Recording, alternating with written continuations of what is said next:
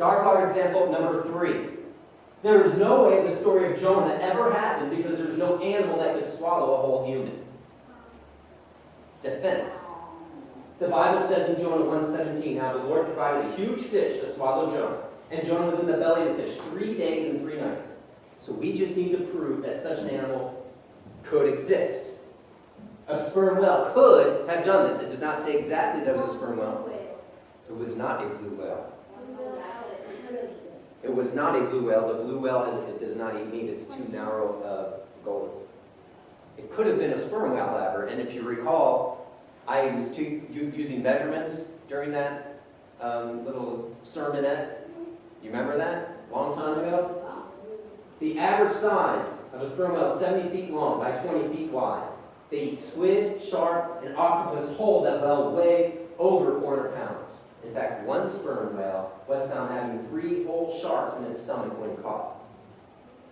So it's definitely possible that it could have been a sperm whale. It's possible. Yes? I've seen a whale, blue whale, it went up. Probably pounding it, yesterday. Because it ate it, it was hungry. The whale? Oh, absolutely. There's a whale Dark art example number 4. There is no way Jesus was the Messiah. I talk to a lot of people, and my family is Jewish.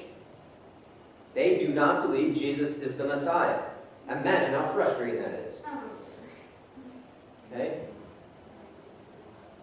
Defense. There are over 456 prophecies in the Bible that all lead to Jesus. After examining only 8 different prophecies, it was conservatively estimated that the chance of one man fulfilling all 8 prophecies was 1 to the 10 to the 17th power. In fact, it's that number with all those zeros. 48 prophecies being fulfilled in one person is the incredible number 1 to 10 to the 157th power. This is like winning the lottery 100 times in a row. That Mega Million thing that just happened, it's like winning that every time 100 times in a row. Is that how much better you can give us? Negative. One of my friends' dads, he was off by him. He was what? Off by him. Pretty cool. You got a question or a comment? It is a lot of math. An example, prophecy, Psalms 22:16 through 18. Dogs surround me, a pack of villains encircles me. They pierce my hands and my feet. All my bones are on display. People stare and gloat over me. They divide my clothes among them and cast lots for my garments. The proof happened in John 19:24. Let's not tear it. They said to one another, let's decide by lot who will get it. Dark art example number 5. This might be the last one. A lot. You need to be prepared.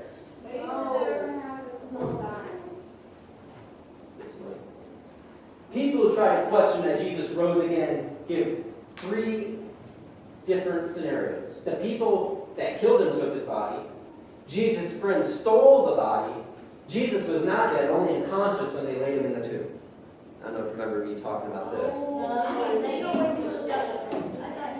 Did the people who killed Jesus take his body out of the tomb? If they did, and they never claimed to have done so, they surely would have produced the body to stop the successful spread of the Christian faith in the very city where the crucifixion occurred, but they could not produce it.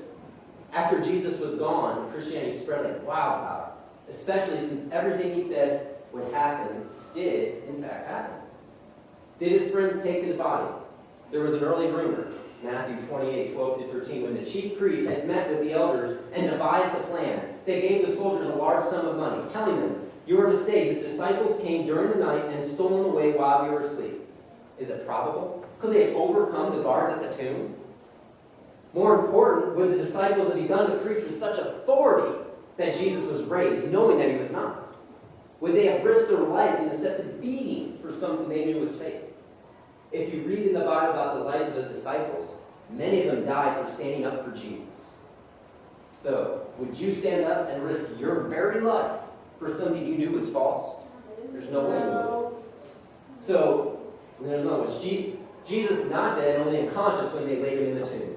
If this was true, then he would have had to awake after 3 days, remove the stone, beat down the soldiers, and then convince people he rose from the dead. Even the people who had Jesus killed did not try this line because he was obviously dead on the cross. They did not even bother breaking his legs because he was already dead. The stone cannot be removed by one man from within who was just stabbed in the side by a spear and spent 6 hours nailed to a cross. So what happened? Just what he said would happen. Jesus died and rose again on the third day. Again, why would his disciples risk their lives preaching about Jesus and all that he did if it were not true? Then he appeared to more than 500 brothers at one time. Most of them are still alive, though some have fallen asleep. 1 Corinthians 15:6. These people are not even people who follow Jesus' life like his disciples, and they saw it. All right, we'll stop there. You'll get a copy. It's that important. Saying sections is not everything. You need to defend yourself. There is so much evil out there, it's not even funny.